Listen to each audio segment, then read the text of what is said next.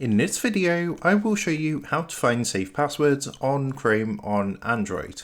If you do have any questions or comments regarding this tutorial, feel free to drop that down in the comment section down below the video. And with that being said, let's jump straight into it. So in order to do this, the first thing you're going to want to do is open up the settings app on your device.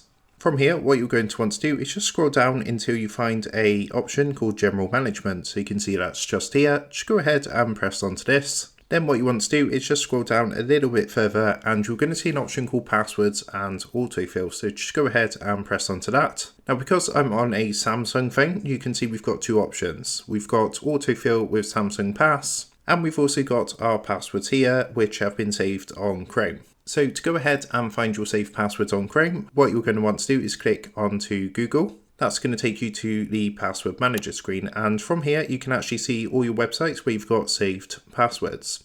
So all you need to do is go ahead and find a website that you want to find your saved password for, and what you can also do is use the search option at the top if there's a site that you want to look for.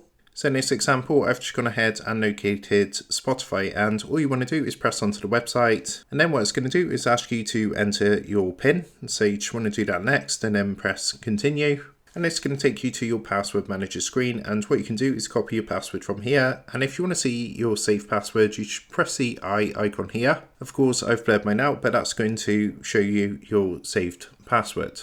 So that is how to find saved passwords on Chrome on Android. With that being said, I hope this tutorial did help you out today. And if this did help you out, I would really appreciate it if you was to consider dropping down below the video, leaving a like, and also subscribing to the channel. With that being said, I just want to take a minute to thank you guys for watching this quick tutorial, and I will see you in the next video.